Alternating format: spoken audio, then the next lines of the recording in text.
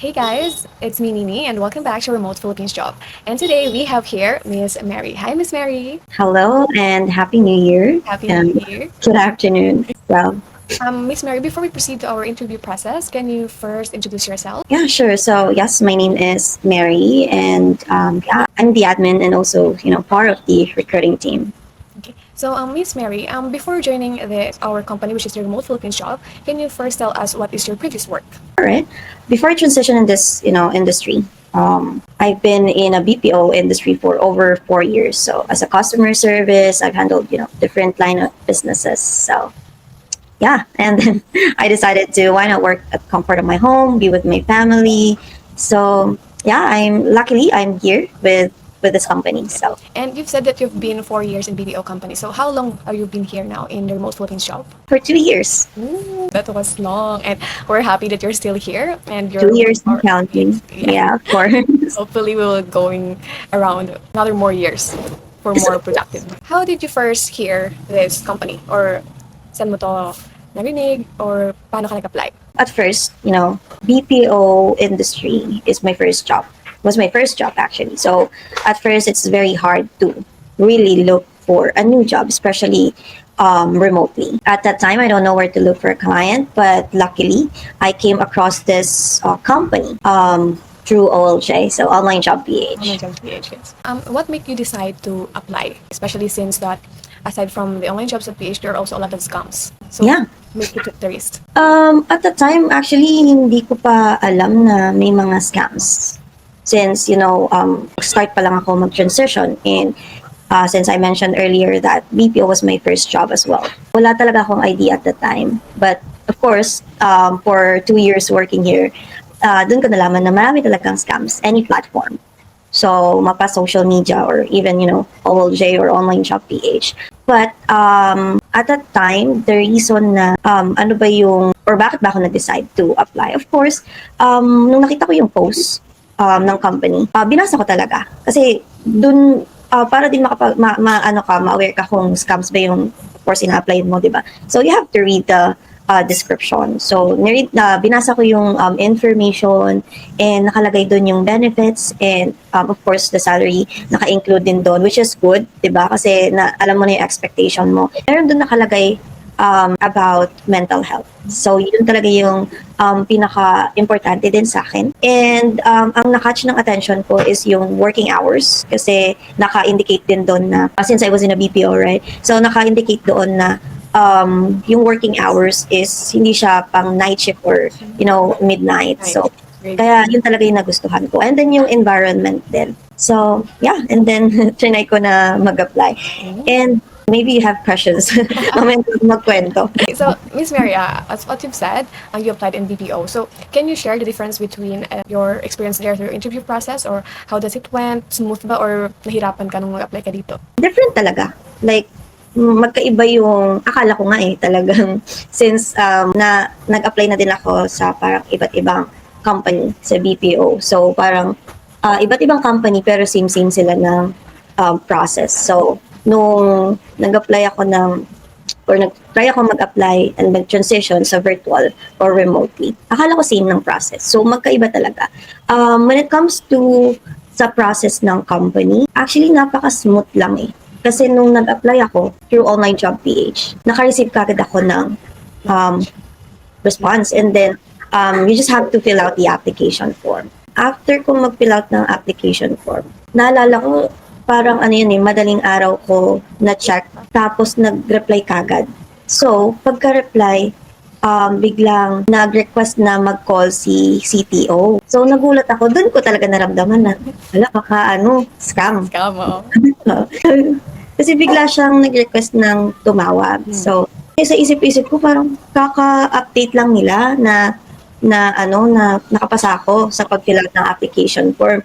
And then nagulat ako, tatawag kagad. CTO, akala ko yung parang member lang, ganun. Ang tumawag sa akin directly is yung CTO, which is okay din. Kahit nakakaba, okay din. So, napakasmooth ng process talaga.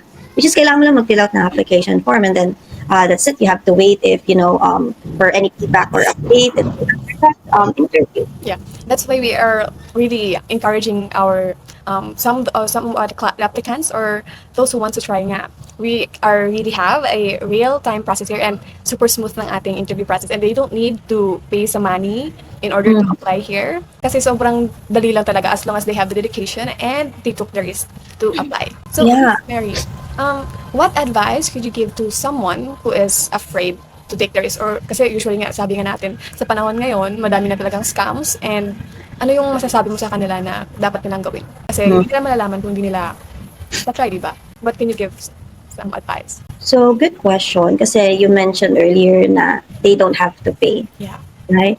Let's say sa ibang job hiring, pagka hiningan ka ng any amount, scam na kagad yan. Diba? So, dapat maisip mo na rin yun na ikaw yung nag-a-apply, bakit kailangan kang hingan na any amount or any fee? Pag ganun, syempre, you have to think na wag mo na i-proceed kasi nga, scam na yan. Kahit sobrang yung willingness na and eagerness mo pa talaga na makapasok dito sa industry na to, pagka nakita mo na sinabihan ka na you have to pay something, so disregard mo na yon. When it comes to this company naman, sa atin, masasabi ko lang sa mga newbie or yung mga aspiring Pinel virtual assistant is, Especially those who don't have experience yet or yeah, especially don't have any experience at all or kahit yung mga fresh grad. So, just don't be afraid to try. Kasi malalaman nyo naman yung pagkakaiba ng scam. Hindi. Meron namang iba na hindi kayo hihingan ng any amount pero bigla ka na lang na papagawin ng napakadaming tasks. So, scam na rin yun. So, madali naman din siyang ma-identify yung sa scam. Kaya wag pa rin kayong matakot na mag-try. I-try nyo muna and then dun yun naman malalaman. Minsan nakakalito din kasi kung kailan hindi mo ina-expect, yung kagaya sa akin na nagulat na lang ako na after application, di ba? Tapos tatawag na kagad. So, may mga ganun din na hindi mo ina-expect kaya parang ma-overwhelm ka kaya akala mo is scam. So, ayun lang naman, try nyo. Mag-try lang kayo na mag-try na mag-apply. Huwag kayong matakot sa mga rejections. Isa pa yan, yung sa rejections. Kasi hindi naman kailangan na isang pag-apply mo, mag-expect ka na kagad na makakapasa ka. So, dun lang kayo, don't be afraid sa mga rejections. Kasi meron kaming na-encounter dito sa company when it comes to recruiting. So, I just want to share it to you. And of course, para sa iba na rin. After na makapag-fill out sila ng application form. So, if na-inform sila na hindi sila nakapasa, sinasabihan nila ang company ng scam. So, parang sa kami naman, in-explain naman namin na hindi na-meet yung qualification, kaya hindi siya nakapasa. Pero sasabihin pa rin nila na, ipopost namin kayo kasi scam kayo. Like, wala po kaming hinihinging amount or any charge. Pina-fill out lang po kayo ng application form. Kasi sa application form, meron dong test para ma-identify din kung qualified kayo. Kasi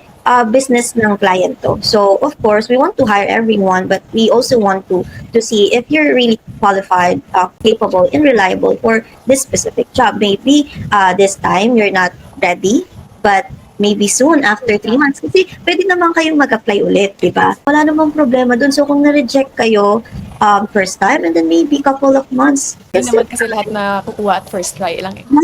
Meron kaming mga applicants actually na na-check ko yung test results na naalala ko, pang last time nag-apply to parang 4 months ago. Good thing, kasi nag-apply pa rin siya, di ba? Trinay niya, kasi gano'n naman talaga. So, newbie ka man, or mahirap talaga maghanap ng client, but, just try and don't be afraid sa mga rejections, keep it going. So, yun lang naman. May kasabihan nga tayo na it's either you take the risk or lose the chance. That's right.